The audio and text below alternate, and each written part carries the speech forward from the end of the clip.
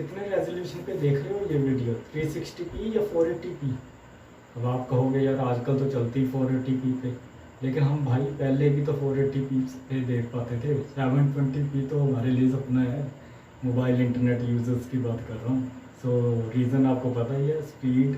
सो हमारे यहाँ इतनी स्पीड कम क्यों आती है, तो आज इसी के बारे में बात करते हैं। So hello guys, this is Raghav and I am welcoming you on my channel Gyan wire. So let's talk about internet speed. So according to Okhla जो हमारे यहाँ स्पीड आती है वो वर्ल्ड में 128th रैंक करती है, मतलब 128वें नंबर पे हम स्पीड के मामले में मोबाइल इंटरनेट के केस में।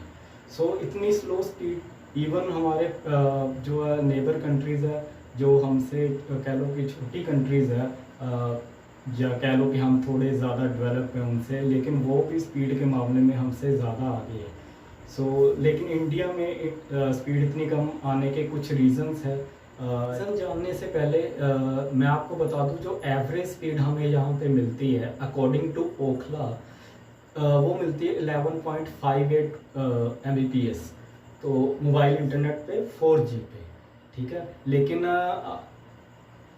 हमको अराउंड मिलनी चाहिए 35 to 40 Mbps की स्पीड हमें मिलनी चाहिए इस वक्त पे, लेकिन मिलती 11-12 Mbps। इवन मैं तो कहता हूँ कई जगह पे मैंने खुद का एक्सपीरियंस है यार, 3-4 MB भी बहुत मिल रही होती है, या उससे भी कम चली जाती है कई बार। तो जियो पे भी मैंने देखा है, एयरटेल पे भी जहाँ जहाँ 4G वगैरह की कनेक्टिविटी है तो वहाँ पे भी स्पीड कुछ इतनी नहीं है।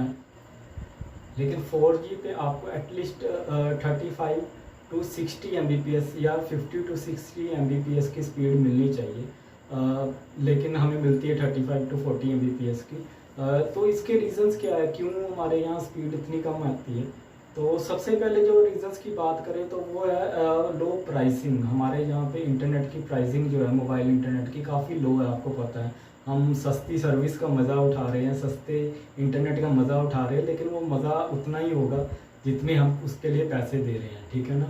तो लेकिन लो प्राइसिंग के कुछ इफ़ेक्ट्स होते हैं जो कंपनीज पे और सर्विस पे पड़ रहे हैं, ठीक है ना। उनमें से कुछ इफ़ेक्ट मेंटेनेंस का कह लो, या और भी कई रीजंस है, ठीक है ना। तो कंपनीज के ऊपर प्रेशर आ जाता है, लो प्राइसिंग को भी मेंटेन रखना पड़ता है बिकॉज ऑफ कंपटीशन।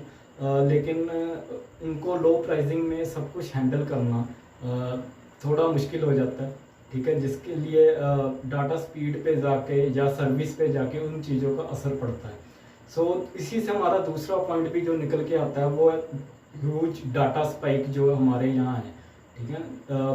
कह लो कि पिछले 4-5 सालों में तो कुछ जियो के आने के बाद से आपको पता है मोबाइल इंटरनेट में एक, चलो कह लो कि बहुत क्रांति आई है, बहुत ज़्यादा लोगों तक वो मास लेवल तक पहुंच गया है, मोबाइल इंटरनेट 4G पहुंच गया है थैंक्स टू जियो। लेकिन उसका इफ़ेक्ट ये भी है कि जितने ज़्यादा लोग यूज़ करेंगे इंटरनेट की सर्विस को, उतना ही ज़्यादा टावर्स पे, सिस्टम पे प्रेशर बढ़ता जाता है।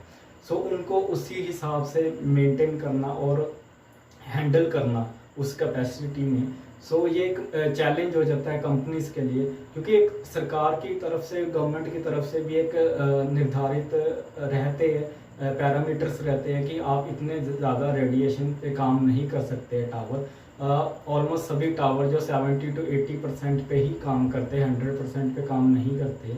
सो अगर वो अपनी फुल कैपेसिटी पे भी काम करते हैं तब भी थोड़ी बहुत प्रॉब्लम तो रहती है बिकॉज ऑफ इतने ज़्यादा लोग हमारे यहाँ यूज़र्स हैं। एक तरह से वो अच्छी बात भी है, लेकिन कुछ हर चीज़ के कुछ फ़ायदे कुछ नुकसान तो होते ही। सो ये एक इशू निकल के आता है। और उसके अलावा जो है टेलीकॉम कंपनीज पे आजकल जो है फाइनेंशियल, मैंने जैसे पहले ही बताया कि लो प्राइसिंग है, उस वजह से फाइनेंशियल मेस एक क्रिएट हो रखी है, ठीक है ना। और जियो के आने के बाद से क्या हुआ कि बाकी कंपनीज में जो रेट्स बहुत ज़्यादा हाई होते थे पहले, आपको पता ही है, 250-300 रुपीज़ हम 1 GB के लिए पे करते थे। आज हम 250-300 रुपीज़ 30 GB के लिए पे कर रहे हैं, या उससे भी ज़्यादा या उससे भी कम अकॉर्डिंग टू प्लान्स। लेकिन उससे क्या हुआ कि कंपनीज के काम करने के स्ट्रक्चर में एकदम से जो चेंज आ गया, ठीक है ना। जियो ने तो अपना स्ट्रक्चर उस हिसाब से डेवलप किया, लेकिन बाकी कंपनीज पे बहुत ज़्यादा एकदम से प्रेशर आ गया।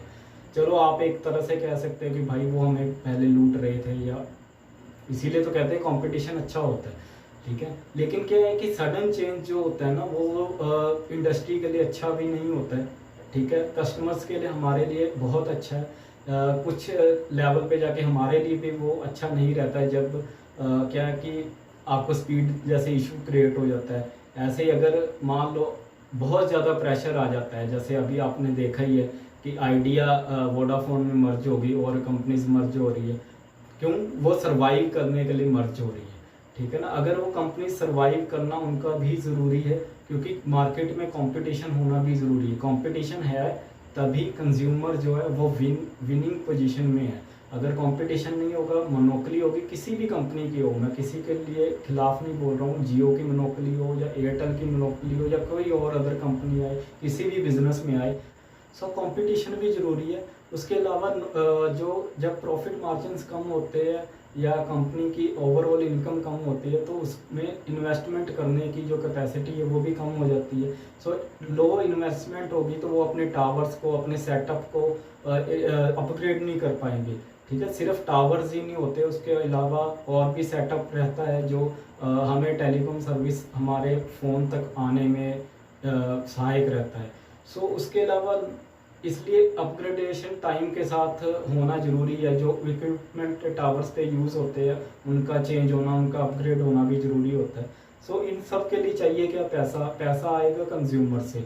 सो ये भी एक रीज़न रहता है स्पीड कम होने का। उसके अलावा जो है अभी अराउंड आई थिंक मैंने कहीं पढ़ा था 5 लाख टावर जो है 5 लाख टावर्स अभी इंडिया में वर्क कर रहे हैं। उनमें से सिर्फ 25% टावर्स ही फाइबर से कनेक्टेड है, ठीक है ना। सो बाकी जो टावर्स है वो नॉर्मल जो हमारे कॉपर वायर्स के थ्रू कनेक्टेड है। सो ये भी एक रीज़न रहता है। और 25 में भी आई थिंक, ये मेरा गैस है, वो 20 या 22% तो जियो के ही होंगे, क्योंकि जियो ने फाइबर ज़्यादा टावर्स कवर किया है और इवन ब्रॉडबैंड में भी फाइबर जो ज़्यादा रीच है वो जियो की है इस वक्त पे। सो ये एक रीज़न बन जाता है। उसके अलावा स्पेक्ट्रम जो आता है, गवर्नमेंट की तरफ से कंपनीज को कम स्पेक्ट्रम अलॉट किया गया है बाकी कंट्रीज़ के मुकाबले में।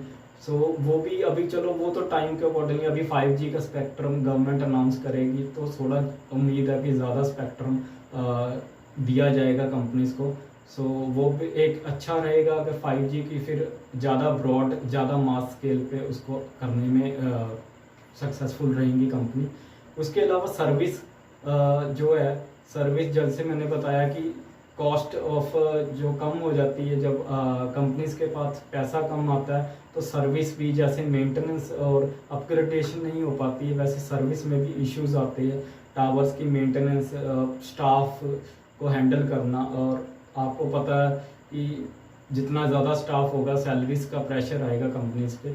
सो ये भी एक रीज़न रहता है। मैंने खुद टेलीकॉम सेक्टर में थोड़ा बहुत काम किया है, तो देखा मैंने कि जब स्टाफ की छटनी होती है एंड ऑल दैट, काफ़ी इश्यूज रहते हैं, तो वो भी एक रीज़न हो जाता है। क्योंकि कम स्टाफ के साथ काम जो है, वर्कलोड स्टाफ पे बढ़ता है, और वर्कलोड जब स्टाफ पे बढ़ेगा तो वो उनकी एफिशिएंसी कम होगी काम करने की। सो ये कुछ रीजंस है, ठीक है ना। डाटा स्पाइक हो गया, लो मेंटेनेंस हो गई, और ह्यूज जो प्रेशर है टावर्स के ऊपर, सिस्टम के ऊपर, तो ये सब रीजंस है लो इंटरनेट स्पीड का हमारे यहाँ पे मोबाइल इंटरनेट की। लेकिन धीरे धीरे ये अपग्रेड हो रही है। जब इंटरनेट, मोबाइल इंटरनेट हम शुरू में यूज़ करते थे 2G पे, तो आपको पता है कि शायद मुझे लगता है कुछ ही लोग होंगे जो 2G पे जिन्होंने कभी यूज़ किया होगा इंटरनेट। ज़्यादातर लोगों ने 3G से थोड़ी बहुत शुरुआत की, और 4G के बाद ही ज़्यादा जो हमारे यूज़र्स बढ़े हैं। सो टाइम के साथ चीज़ें ठीक हो रही है, सुधर रही है। होपफुली 5G के आने के बाद ये, अभी जैसे कि मैंने लास्ट वीडियो में बताया था कि जियो ने 5G का बोल दिया कि 1 ईयर के अंदर अगर स्पेक्ट्रम सरकार लॉट कर देती तो हम सर्विसेज देनी शुरू कर सकते हैं। हमारी तरफ से हम रेडी हैं। तो अगर जियो रेडी है तो होपफुली बाकी कंपनीज की भी कुछ ना कुछ तैयारी तो रहेगी। अगर नहीं भी होगी तो अभी शुरू कर दी होगी उन्होंने। सो होपफुली जल्दी 5G आने के बाद ये प्रॉब्लम काफ़ी हद तक ठीक हो जाए। 100% तो मैं नहीं कह सकता कि ये ठीक होगी, बट आई थिंक चलो कुछ तो सुधार होगा। सो हम कंज्यूमर को एक अच्छी सर्विस है अच्छे प्राइस पे देखने को मिलेगी। So that was for today guys. और कोई वीडियो में आपको प्रॉब्लम लगी हो, या थोड़ा मैं नर्वस हो जाता हूँ, अभी नया नया चैनल है तो I am bear with me. So thank you very much. Please like the video if you really like the content I present on screen. So अगर कोई आपको इश्यूज़ है या आप किसी नए टॉपिक्स पे वीडियो देखना चाहते हैं तो मैंने पहले ही बोला कमेंट सेक्शन इज़ ओपन। आप कमेंट करके बताओ कौन से टॉपिक्स पे आप वीडियोस देखना चाहते हैं।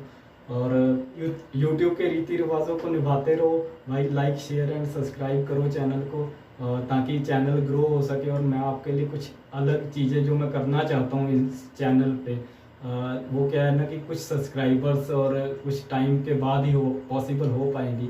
सो जल्दी से सब्सक्राइब करो और शेयर करो वीडियोस को।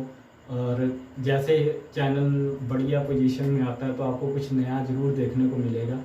सो thank you for much guys, stay connected, stay safe.